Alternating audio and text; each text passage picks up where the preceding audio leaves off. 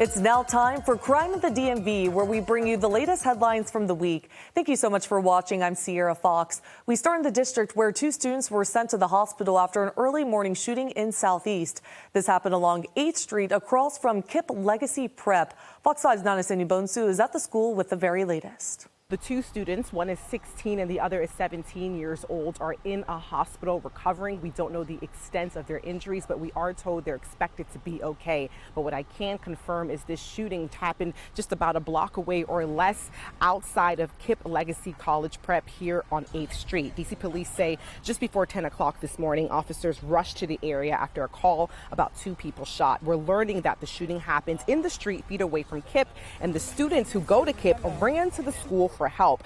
This did not happen inside Kip, it's important to note, but the school immediately went on a secure status, meaning that students must stay in the classrooms, but they can continue learning. The secure status was lifted about 2 hours later around noon. The school day resumed, but early dismissal was an option for families. We spoke to parents and one grandparent who actually rushed to the building seconds after getting that call. They just told me to come get my kids. They was like it was a shooting. That's all I know. What was going through your head when you heard that? I just hope it's not my child. That's it. How does it feel to be standing with him right now? It feels real good. Man, something happened to my baby. Oh, man, I don't know what I do. Something happened to him. I'm just tired of the guns. I'm tired of the guns. It's sad, man. I don't want to cry because I'm the children, man. Come on, what they supposed to do? What they supposed to do? Bullets don't have no names on them. Innocent children getting shot. Come on, man. They got to do something about this. Now, right now, we are working to find out what exactly led to this shooting and what the motive was. Again, we know the shooting happened around 9:50 in the morning, but school leaders tell us that school starts around 8:15. So if these students were walking to school, if they were leaving school, if they were in school for the day, we have no idea. MPD says all of that is under investigation. Now, when it comes to a suspect, we don't have a description of an individual, but police are telling us they're looking for a black truck with unknown California tags. Anyone with information is asked to call 911. In the district, 5 people taken into custody after a rash of burglars hit several businesses. Dramatic video captured a large police presence at one of them. Fox 5's Lili Zhang shows us. Of those 5 arrests, we do know that 2 of those arrests came from this store. Now, there was a massive police presence last night in front of this Gucci store. Let's take a look at that now. It's got a lot of people talking. This all happened around 11 o'clock last night. It was captured by someone who lives nearby. Now, police say a large group of people broke into the Gucci store along I Street right off of Newark Avenue. At least 6 more burglaries were reported after that in other neighborhoods here in D.C. Hours before all of this, police released body cam video of a deadly officer-involved shooting. Then D.C.'s Deputy Mayor for Public Safety posted this morning, quote, "While we support the right to peacefully protest, crime and violence will not be tolerated in our city." A police spokesperson noted that the incidents did not happen during any demonstrations or protests. They are still trying to figure out if all of these incidents are definitively connected to each other. Some neighbors tell us this is a bit concerning. Others say they don't feel any less safe. I go to school in Georgetown. I got out of the Army recently, so no, I have things to do, so it's a way of life, I guess. Now, a spokesperson for the D.C. mayor confirms that she has been briefed about this, but when asked for a comment, we were referred back to D.C. police. Now to Maryland, where we're learning more about a deadly shooting that happened inside a laundromat. Fox 5's Shamari Stone has the very latest details. The laundromat is back open. People are inside washing their clothes. This is where 18-year-old Annabelle Sousa was shot and killed, located on Kenilworth Avenue. Police arrested the 2 suspects, 20-year-old Alex Delgado and a 17-year-old, charging them with murder. 18-year-old Annabelle Sousa, shown in this photo that his mother gave us. She is saddened tonight. 2 other people were injured when the shots rang out inside the laundromat in Edmonston near Hyattsville around 6 o'clock Sunday night. Forensic teams canvassed the area and took photos. Calls to police say the 2 suspects walked inside wearing all black clothes, came into the laundromat and opened fire. Police are investigating to see if this was a targeted attack. Now, the 2 other people who were shot are expected to be okay. Meanwhile, if you have any information about this shooting, call police. I'm Shamari Stone. Back to you. A victim of that 12-year-old car thief whose crimes have been baffling authorities in Maryland for months is speaking out to Fox 5. The boy is too young to face charges and keeps stealing cars and e-scooters, seemingly without any punishment. Fox 5's Bob Barnard has this update from Southeast. We're here because we've gotten some information today that leads us to believe the 12-year-old lives with his mother here in Southeast. We're still trying to track them down. In the meantime, we're hearing today from a man whose car was stolen last month by this same kid. They keep letting him go because he's a minor, and his parents, to the point, don't even pick him up.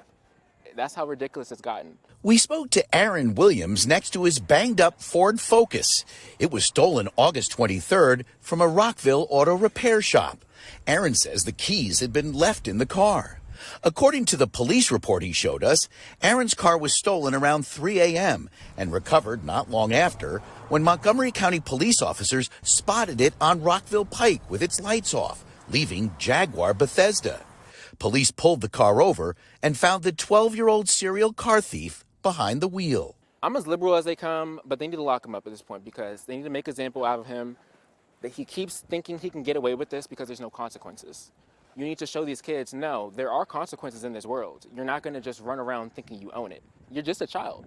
This is cell phone video of the alleged car thief, a 12-year-old who another victim says looks more like he's 16 or 17. Suspected in nearly 24 luxury car and e-scooter thefts in Montgomery County and College Park. And I'm sure he doesn't even grasp the full weight of this situation. So, yeah, make an example out of him. I'm the first one to always advocate for, like, rehabilitation and all that, but it's like, I feel like he's beyond that. Like, I feel like we've given him too far. We've given him an inch, he's taken it a mile. And he's driven far too many miles with my car. According to the police report, when contacted by officers, the boy's mother told them she couldn't come pick him up. How he got home is unclear. I need Westmore, I need somebody to look into this. They need to change some laws around because the fact that they just let him go, his parents don't even care, is absolutely ludicrous to me. According to Maryland law, the boy can't be arrested unless he commits a violent crime before he turns 13. Aaron says he fears this could end up badly for the kid. Because either somebody is going to take off their belt and whoop his ass, or he's going to meet somebody who's not as calm and collected as me and other people, and he's going to lose his life, unfortunately. And that's just the reality of the situation. Again, we're trying to track down this boy's family, and we will let you know as soon as we do. Car GPS tracking and location information could help crack the case of missing Manassas Park woman Mamta Kafle. Her husband has been charged in connection to her disappearance. Fox 5's Tisha Lewis has more.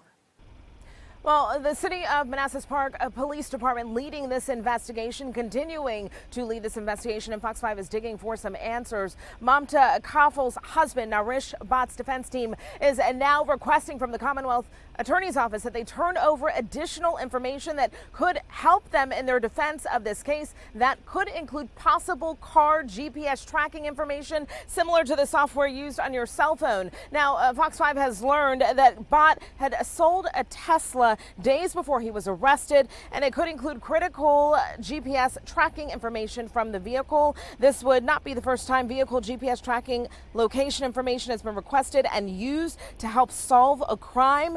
Back in May, in the Atlanta area, investigators obtained GPS location history on a rented Tesla to help solve a murder case. Back here at home, Narish Bhatt's public defender now wants any evidence the Commonwealth Attorney has favorable to the defense, including video from July 27th of Mamta Kafle getting into a car after work, plus cell phone and GPS data connected to both Mamta Kafle and Narish Bhatt.